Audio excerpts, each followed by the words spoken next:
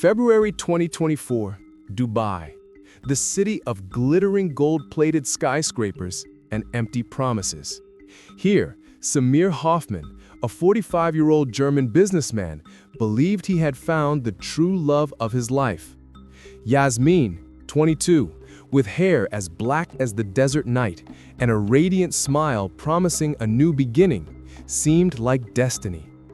This Moroccan woman from Casablanca had only arrived in Dubai 8 months prior, working as a sales associate at a luxury store in the opulent Dubai Mall. But what Samir didn't know, what no one could have imagined, was that the woman he had just married was hiding horrifying secrets. Secrets that could not only destroy a marriage, but also claim her life, turning Samir's honeymoon into a 3-country investigative nightmare, unveiling a network of deceit as intricate as it was ruthless. This tragedy would begin on that fateful night. But let's rewind to the moment everything was still perfect, to that fateful encounter. Are you looking for something special? Samir Hoffman was not a naive man. Divorced for 6 years, father of 2 teenagers living with their mother in Munich, he had built a solid life as a consultant for tech companies. He traveled frequently throughout the Middle East, was familiar with the dangers hidden beneath the glamour, and always kept his personal relationships under tight control. At least, he thought so. In the summer of 2023, during a business trip to Dubai, Samir met Yasmin. He was looking for a gift for his daughter, an expensive Italian handbag, to make up for another missed birthday. Yasmin approached, a bright smile on her face, her English voice charmingly blending Arabic and French. "Are you looking for something special?" Samir remembered that moment vividly. She wore an elegant store uniform, but there was something different about her. It wasn't just her beauty. Dubai was full of beautiful women. It was the way she spoke, the intelligence in her eyes, the way she effortlessly switched between 3 languages: Arabic with colleagues, French on the phone, English with customers. "For my daughter," Samir replied. "She's 17. I don't know what young people like these days anymore." Yasmin smiled, a genuine smile, not the professional smile of a sales associate. 17 is a difficult age. She wants to be treated like an adult, but still needs to know her father cares. "Let me show you something that isn't too flashy, but she'll definitely love." And it all started there. Samir returned to the store 3 days later, then a week later, always finding excuses to see her. Perfume for his secretary, a watch for a client, a wallet for himself that he didn't really need. Yasmin was always there, always attentive, always with a smile that seemed to light up the room. It wasn't until the 4th visit that he mustered the courage to ask her out for coffee. To his surprise, she accepted immediately. "I was waiting for you to ask," she said, with a directness that completely disarmed him. "I thought it would never happen." During their first coffee at a cafe overlooking the Burj Khalifa, Yasmin told her story, or at least the version she wanted Samir to know. She grew up in Casablanca, in a traditional Moroccan family, a strict father, a submissive mother, 4 older brothers who controlled her every move. At 18, she studied economics at university, dreaming of freedom, dreaming of seeing the world beyond the narrow streets of her hometown. "My family wanted me to marry a cousin," she explained, her eyes darkening at the memory. "A 40-year-old man who already had 2 wives. They said it was an honor. I knew it would be a prison." So at 20, she ran away. She obtained a work visa for the UAE through a recruitment agency. She left everything behind: family, friends, her familiar life, in search of freedom. "It was the hardest decision of my life," she said, and Samir saw genuine tears in her eyes. "My mother no longer speaks to me. My brothers treat me as if I'm dead. But it was either that or live a life forever." Samir felt an instant connection. He too knew what it felt like to break expectations, to choose a different path. His own divorce had cost him his relationship with his parents, who never accepted that he had left a good Catholic wife simply because he wasn't happy. "Sometimes," he said, taking her hand for the first time, Making the right choice means losing the people we love. Yasmin squeezed his hand. You understand, she whispered. Most people don't. The following months passed like a dream. Samir began extending his business trips to Dubai, staying a week instead of the usual 3 days. When in Munich, he called Yasmin every day. Their conversations lasted for hours, miraculously bridging time zones and cultural differences. Yasmin was everything he didn't know he was looking for. Intelligent, but not arrogant. Beautiful, but not overly vain. Independent, but not distant. She spoke of her dreams with infectious passion. She wanted to study fashion design. One day open her own studio, creating clothes that blended Moroccan tradition with modernity. But first, I need to save money, she explained. The salary at the store is good, but Dubai is expensive. I live with 3 other girls in a small apartment in Daira. I save every dirham. Samir admired her determination. She never asked him for anything. She never suggested he should help her financially. When he offered to pay for dinner at expensive restaurants, she insisted on splitting the bill, even when it was clearly a sacrifice for her. I don't want you to think I'm with you for money, she said one night with a seriousness that touched Samir's heart. I've seen many girls here do that. I'm not like that. I want to build something real. It was this attitude that convinced Samir she was different, that what they felt was genuine. In November 2023, 6 months after they met, Samir proposed to her. It was during dinner at Atmosphere on the 122nd floor of the Burj Khalifa, the world's highest restaurant. He had meticulously planned everything: the ring, the words, even bribing the violinist to play a Moroccan tune Yasmin loved. As he knelt, with the entire city sparkling beneath them, Yasmin began to cry. Not gentle tears like in a romantic movie, but deep sobs that shook her entire body. Yes, she managed to say through her tears. Yes, 1,000 times. Yes, you saved me, Samir. You've given me a family again. Samir hugged her, feeling like the luckiest man in the world. How could he have known that those tears were tears of remorse? That her words, "You saved me," carried a much darker meaning than he could have imagined. The wedding was set for February 2024. Samir wanted a big ceremony in Munich, to introduce Yasmin to his children, to do things the traditional German way. But Yasmin insisted on Dubai. I can't go back to Morocco to get married, she explained. My family hasn't forgiven me yet. And coming to Germany, it's too soon. Your children need time to accept me. Dubai is neutral ground. It's where we met. It's our place. Samir agreed, despite his reservations. His children, Lucas and Emma, were not happy. You just met her, Dad, Lucas, his 16-year-old eldest son, said. And she's so young. It's weird. When you meet her, you'll understand, Samir promised. She's not what you imagine. But he never truly introduced them in person, just short video calls, where Yasmin was friendly but reserved, and the children were polite but cool. The civil wedding took place on February 14, 2024, Valentine's Day. Yasmin said it was romantic. Samir thought it was a good omen. The ceremony was small, just the 2 of them and 2 witnesses Yasmin had arranged, friends from the store, Samir was led to believe. He wore a gray Hugo Boss suit. She wore a simple white dress. No veil, no family, no fanfare. This is perfect, she told him. Just the 2 of us against the world. We don't need anyone else. After the ceremony, they went straight to the hotel.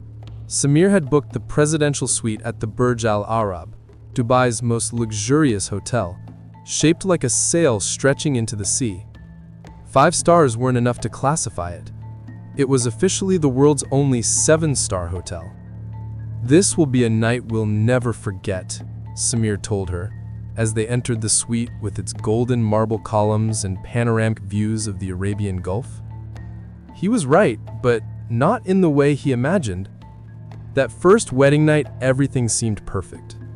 They drank champagne in the hot tub. They made love with the passion of newlyweds. They ordered room service, lobster and caviar, the most extravagant dishes imaginable. Yasmin seemed radiant, but Samir noticed her checking her phone more frequently than usual. "Is everything all right?" he asked. "Yes, of course," she replied, but there was something in her voice, a preoccupation he didn't recognize. Around 11 p.m., her phone rang.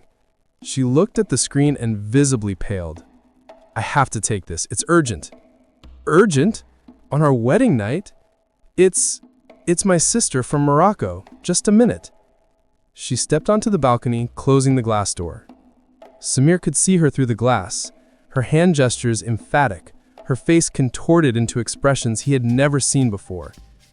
It didn't look like a conversation with a sister. It looked like an argument, a negotiation, a threat. When she returned after 15 minutes, she was trembling. "Yasmin, what's wrong?" "Nothing, just family matters. You don't need to worry." "We're married now. Your problems are my problems." She looked at him with a strange expression. For a moment, Samir thought she would tell him the truth, would beg for help, would confide in him, but then she forced a smile. "Everything's sorted now. Come on, let's enjoy our night." They returned to bed, but the magic was gone. Yasmin was distant, cold. When Samir woke up at 3 a.m., she was sitting on the balcony smoking. He didn't know she smoked. "I couldn't sleep," she said when he joined her. "Too many emotions, too many changes." "Regrets?" he asked half-jokingly. She didn't answer immediately. She just stared out at the dark sea where the lights from yachts gently swayed. "No," she finally said. "I don't regret marrying you. You're a good man, Samir. Better than I deserve." "Don't say that." "But it's true." She turned to him, and tears welled up in her eyes again. "You don't really know me. If you did..." "Yasmin, everyone has a past. I don't care what happened before. I only care about our future." She laughed, but it was a bitter laugh. "Future? Yes. Let's see what future awaits us." Those were the last words she spoke to him while she was alive. Samir woke up at 9 a.m. with the Dubai sun streaming into the suite.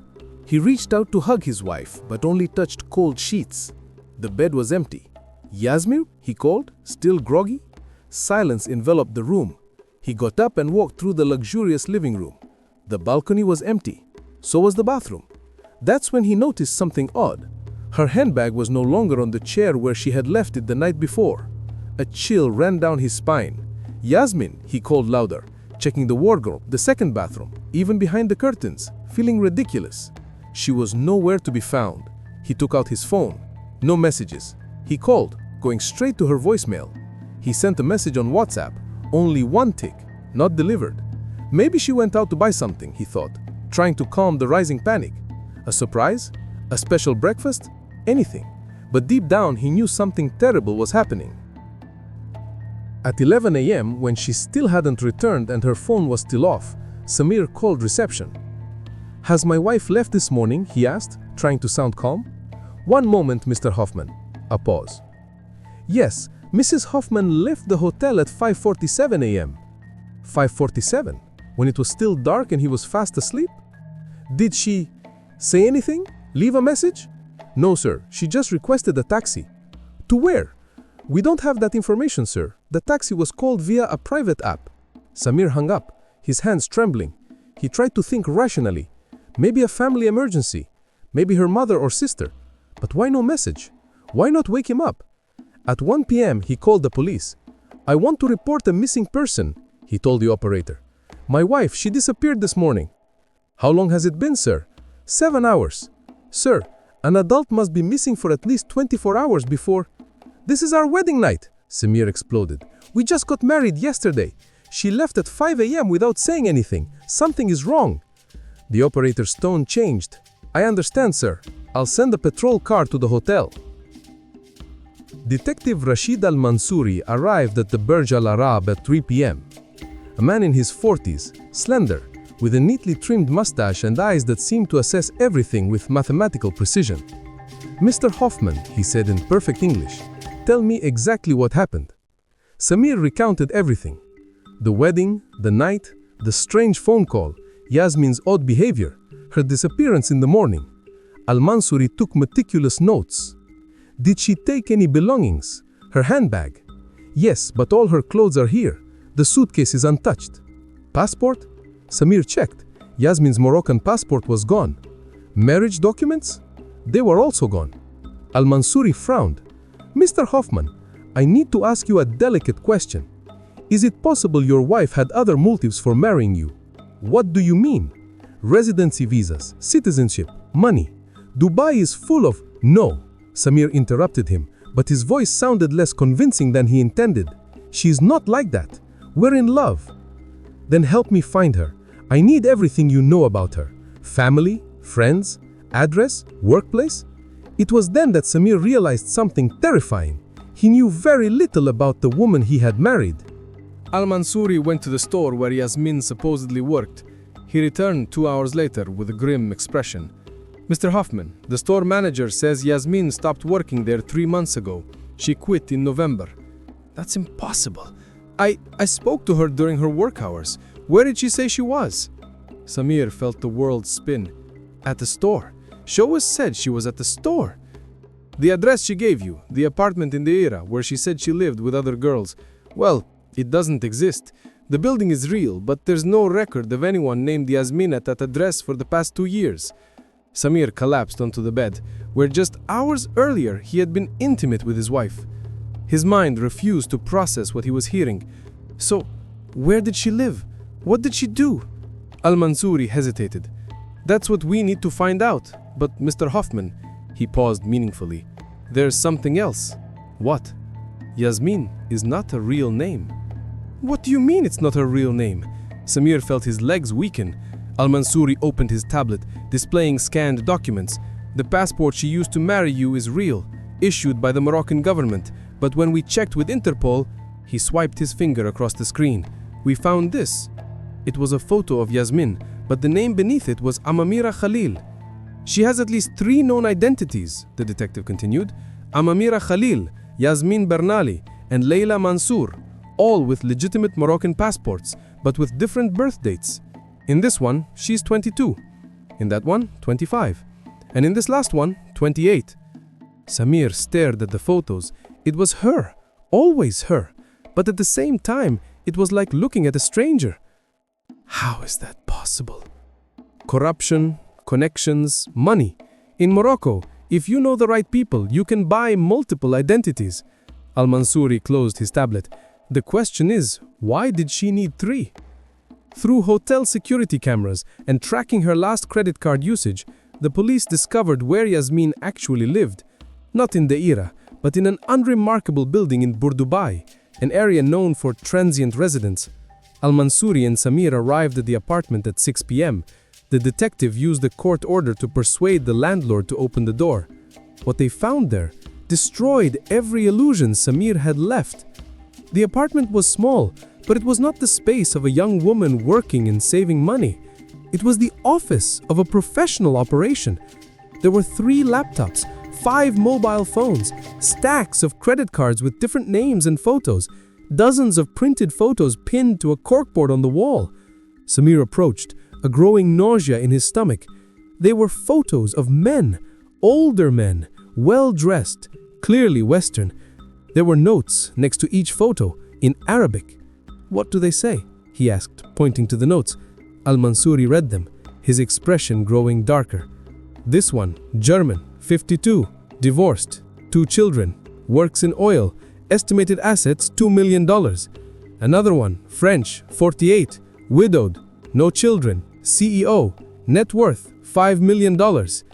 He paused, looking at Samir with something akin to pity. Mr. Hoffman, you are also on this board. Samir felt the floor disappear beneath his feet. It was him, a photo Yasmin had casually taken during one of their dinners. Next to it, in her own handwriting, Samir Hoffman, German, 45, divorced, 2 children, tech consultant, estimated net worth $3 million, vulnerable, lonely, priority, target. Priority target. I was just a target, he whispered. But there was more, much more. On one of the laptops, police found email correspondence, conversations in Arabic, French, and English. Al-Mansouri called an interpreter for the Arabic parts, and what they discovered was shocking. Yasmin, or Amamira, or Layla, whoever she truly was part of an organized crime network. Young Moroccan women came to Dubai specifically to find vulnerable Western men. The objective was always the same: marriage, European citizenship, access to bank accounts.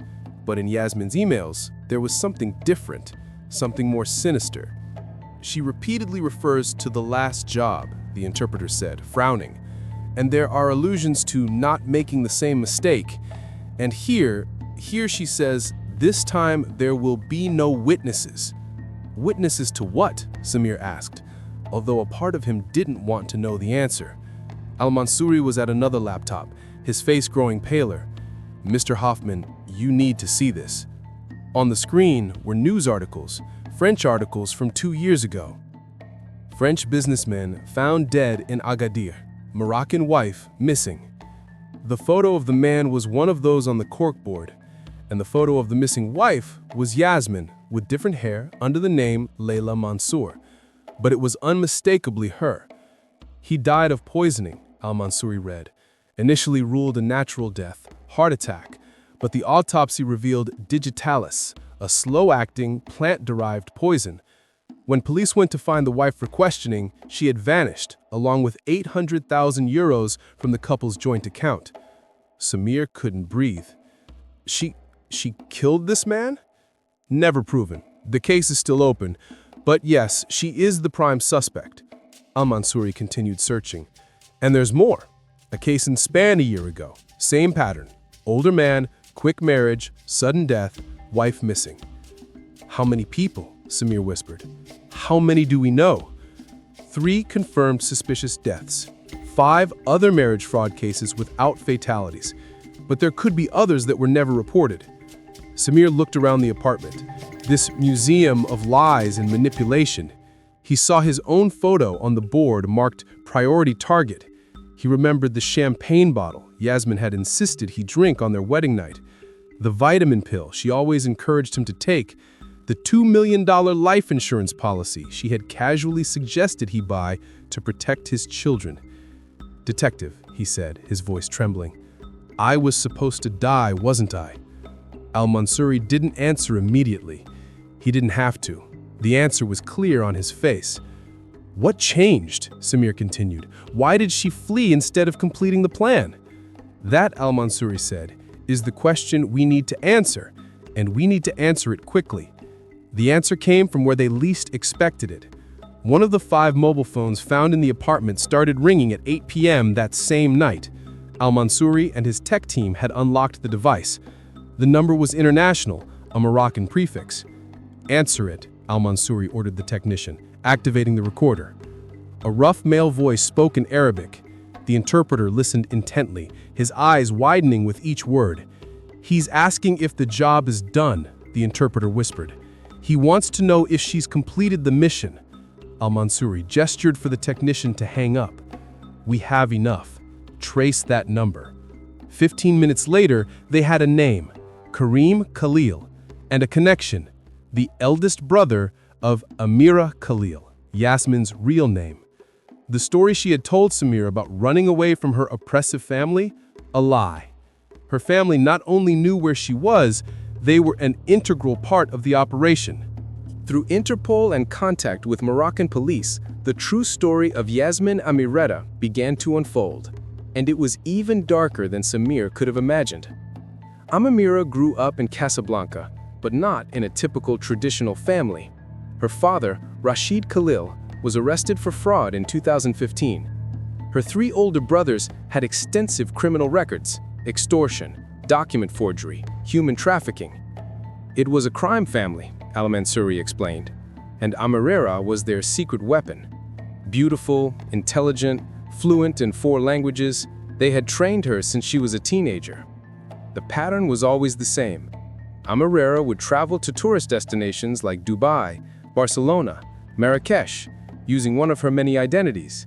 She would meet older Western men, often recently divorced or widowed, vulnerable, lonely, wealthy.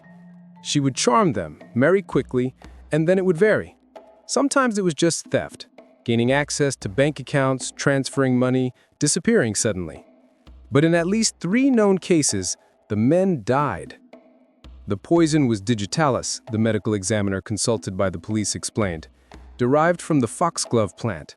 It causes symptoms similar to a heart attack. In older men, it's easily mistaken for a natural death unless a full autopsy is performed.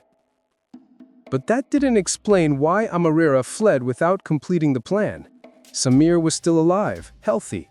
She could have easily put the poison in the champagne bottle. Why abandon everything?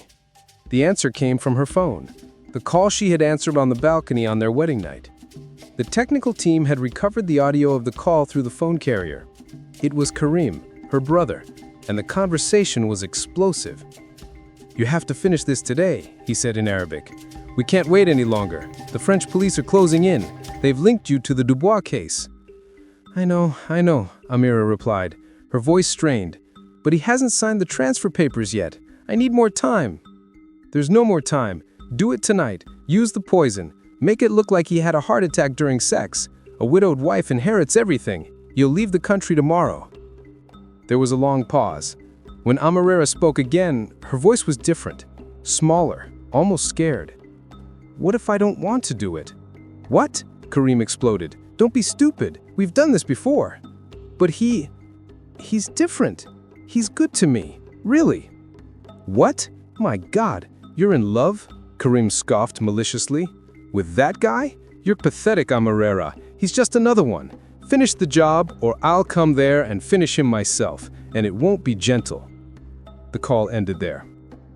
Samir listened to the recording 3 times, unable to process what he was hearing. There was fear in her voice, real fear, but there was also something else: hesitation, conflict. "She considered not killing me," he said, his voice disbelieving. "Why?" El Mansouri sighed. "Mr. Hoffman, you need to understand that this woman was raised by criminals. She was trained from childhood to do this. There's no redemption in this story." "But she fled," Samir insisted. "She chose to flee instead of killing me. That has to mean something." "It means she was afraid of her brother. It means she realized the police were closing in. It means self-preservation. It doesn't mean she cared about you." But Samir wasn't so sure. He remembered the tears on the balcony, the words, "You're a good man, better than I deserve." The way she looked at him, as if she wanted to confess everything. "Where is she now?" he asked. "We don't know. Airport cameras showed her boarding a flight to Casablanca at 7 a.m., but then she vanished, likely using another identity.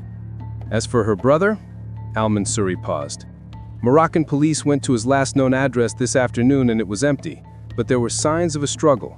Blood on the floor, a lot of blood." Samir felt a chill down his spine. "Do you think she—" "We don't know, but there's something else you need to know." Al-Mansouri showed him his phone. "We received this an hour ago, from the Casablanca police. It was a surveillance photo from a hospital. It showed a woman entering the emergency room covered in blood. Yasmin, Amarera, or whoever she was. She's alive, but injured.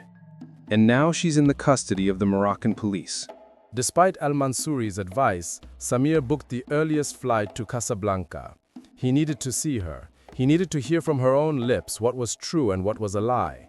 "You owe her nothing," Al-Mansouri had said. "She planned to kill you."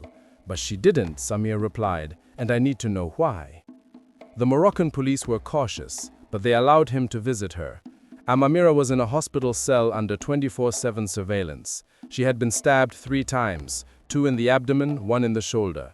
The wounds were serious but not fatal.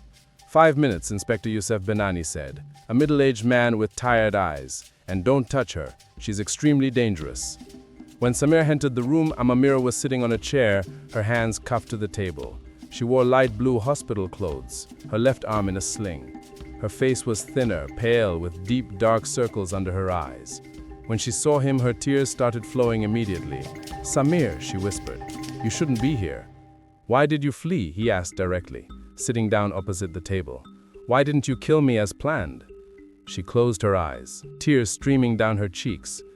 "Because I couldn't. I tried to convince myself for months that you were just another man, a rich, foolish man who deserved to be robbed. But you," her voice broke, "you were good to me, really good, without expecting anything in return. So it was all a lie, every word, every moment. At first, yes," she stared at him, "you were a target. My brother chose you. He calculated your assets, your vulnerabilities, your habits. I was trained to make you fall in love with me." "And it worked," Samir said bitterly. "But something changed." She leaned forward. "I don't know exactly when. Maybe it was when you learned about my fabricated past without judging me. Maybe it was when you cried talking about your children. Maybe it was when you took my hand and said, 'You deserve to be happy.'" She shook her head. "I started to believe my own lies. I started to wish they were true. On our wedding night," Amamira continued, "my brother Karim, he called. He said the French police had linked my name to the Dubois case. I only had a few hours, maybe a day, before I would be caught. He ordered me to kill you immediately and disappear." "And you refused?" "I said I couldn't do that to you, that you were different." She laughed bitterly. "He called me weak, stupid. He said if I didn't finish the job, he would come and do it for me and would kill you anyway to cover his tracks." Samir felt his blood run cold. "So you fled to protect me?" "I fled to protect both of us.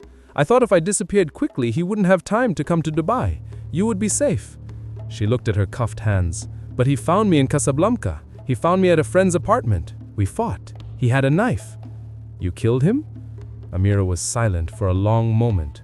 "Self-defense. He said he would kill you, kill me, clean up the mess I made. I had no other choice." "What about the other victims?" Samir asked, his voice cold. "Jean-Claude Dubois in France? Antonio Marquez in Spain? Were they different?" Amamira bowed her head, unable to look at him. "No. I did what my family told me to do. The poison in the wine, the waiting, the fleeing with the money." Her voice was almost inaudible. "I'm a monster, Samir. I was raised to be a monster." "Were you? Or are you still?" "I don't know." She finally looked at him. "I just know that when I saw you sleeping on our wedding night, with the digitalis in my pocket, ready to put it in your breakfast, I couldn't do it. For the first time in my life, I couldn't do what I was supposed to do." Samir wanted to believe her. He yearned to believe that there was something real between them, that she had changed, that love could redeem even someone like her. But the photos of the other men were still etched in his mind. Men who had also believed her, had also loved her, and were now dead. "What will happen to you?" Samir asked. "Prison? Probably life. France has requested extradition for the Dubois case. Spain too, plus intentional homicide in Morocco. My brother..." She took a deep breath. "My life is over, Samir. It was over even before you walked into that store in Dubai." "You could have chosen differently," he said, standing up. "Any time, you could have chosen to stop." "I know, and I did. Too late, but I did." She looked at him with fierce desperation. "Do you believe that? That in the end, I chose you over money, over my family?" Samir was silent for a long moment. Then he spoke the only truth he knew. "I want to believe it, but I don't know if I can." He turned to leave.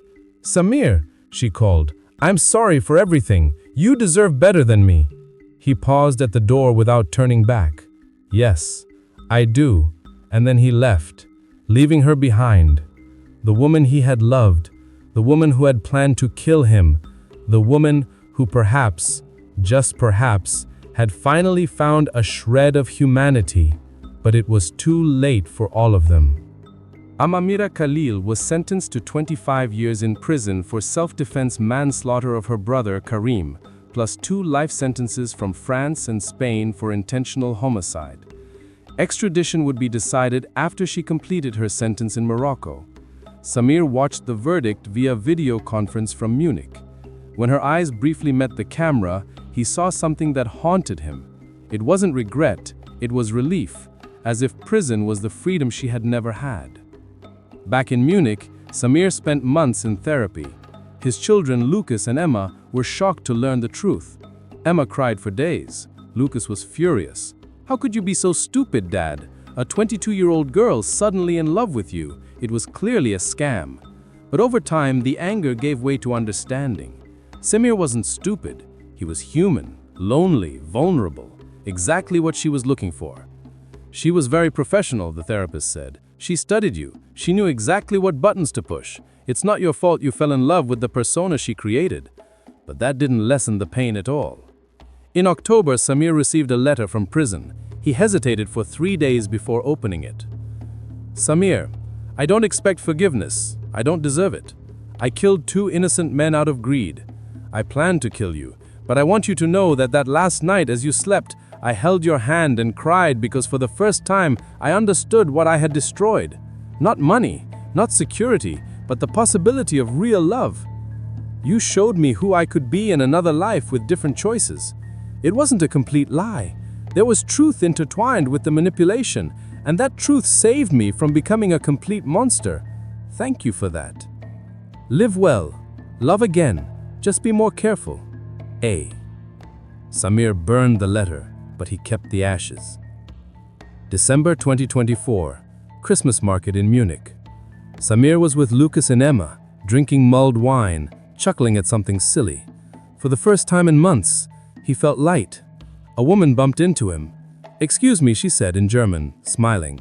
She was about 40, with gray hair and kind eyes. "No problem," Samir replied. She hesitated. "Would you like to get coffee sometime?" Lucas and Emma exchanged glances, instantly tensing up. Samir saw the fear in his children's eyes. He smiled at the woman. "Thank you, but I'm not ready yet." She nodded understandingly and walked away. "Are you going to be okay, Dad?" Emma asked softly. Samir looked at his children, at the brightly lit market, at the life he had almost lost. "Yes," he said. "Eventually, I will be okay."